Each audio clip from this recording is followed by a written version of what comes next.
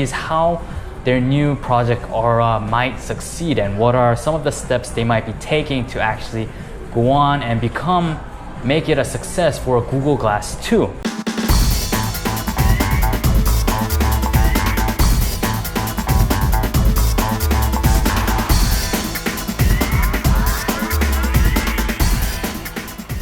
Hi guys, this is Albert at Crazy Coder Al, and today I want to talk about Google Glass. And you've probably seen in the news recently, Google has actually taken up developers from Amazon to be in their Glass team. They're ramping it up. It's been a while since this news came out. All of a sudden they're taking new measures for other things as well. And one of the things I want to say today is about 3 parts. First of all, I want to talk a little bit about their project Aura, what they might be doing, what kind of spaces they might be going on. Now, here are some of my predictions, and also why Google Glass failed in the beginning, some of the design issues, and it's my opinion, but I hope you guys take that as well. And another is how their new project Aura might succeed and what are some of the steps they might be taking to actually go on and make it a success for Google Glass 2. So let's get into the beginning. So first of all, Project Aura, what it might be. You can see Oculus Rift and you can see the HoloLens from Microsoft. They're making many different things there. And one of the ways they are actually gaining up success and momentum is because they're inside the actual parts of using it for gaming and also virtual reality. That is one of the main steps there. But when you looked at Google's, there are many different types of reasons why Google failed. One of them, I believe, is because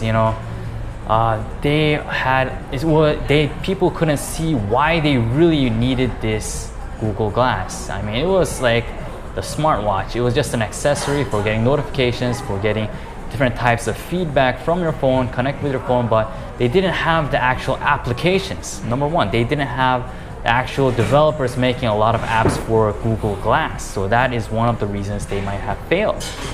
Another reason is, of course, is the price. I had actually a link where I could get the Google Glass from one of my friends at Google while I was in UC Berkeley, and it was over $1,000 during that time, and it was crazy price. The price didn't really match what it really had. And if I wanted the functionality of Google Glass, I would either get a smartwatch, and that was it. And another problem was the camera seemed intruding into other people's privacy, and also that's why we had the name Google GLASSHOLE. No, these don't have X-ray vision yet. GLASSHOLE in a sense, and it kind of sucked. People feel very emotional about people having a camera on their face all the time. So it was not very subtle, and it felt a little bit bragging having that device on your face. So it was embarrassing to wear. So that was it, the whole idea behind why we would need $1,000 notification thing on your face. And that was the problem. And now, how did Oculus Rift make it clear why you wanted to need this? It was a gaming device. It was virtual reality. It pulled you into a different world.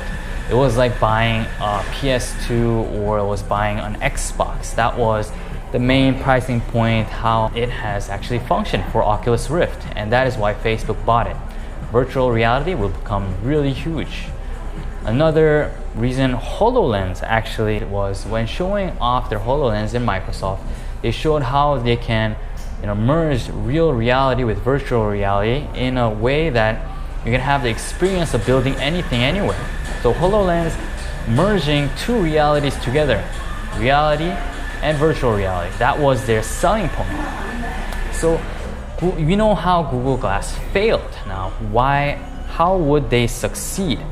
And this is one of the great books I really love, 22 Immutable Laws of Marketing. It's one of my favorite books on marketing, and I think Google can actually learn a lot from this book. And one of them is you are going to be third place and get extinct if you don't set and build a new category in that market. Already gaming has been disrupted, and Oculus Rift has the market for virtual reality. Okay, notifications, that kind of stuff, already smart watches are in that market of getting notifications, take a good look at your wrist. Maybe Google Maps and stuff like that as apps as well in smartwatches. So that's already taken. So as listed in 22 immutable laws of marketing, you want to build your own category. And what can that be for the new Google Glass? What is that new product category? Well, you don't want to be everything at the same time. You already have gaming done. You already have something like HoloLens done. But what you can do is actually get the best parts of the best worlds and try to have a community of developers. Figure out that sweet spot of trying to become sort of like a HoloLens that is much more cheaper. I think that's kind of one of the smart ways to go. Another way to go is not just in gaming, but kind of merging reality with games. Since Oculus Rift, they totally cover the front part of the face, you can't really see what's in the real world. While HoloLens does that fantastically, I think it's just too big, it's just too much functionality in HoloLens. So why not ramp that up very small, very subtle, and make the whole design of the glass like regular glasses like I'm wearing right now? Why not make it something that is not that alien?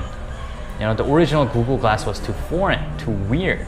To make it asymmetric in just one part of the face, why not make it two at the same time and wear it like regular glasses? And that is kind of my point there. So make it a fun accessory that you can actually sell people why they really need it when they have other devices. I think that's the main key point for Google to actually make a very great device. So take care, guys. This is Crazy Coder Al, and I'll see you guys soon in my next video next week. Take care, guys, and bye.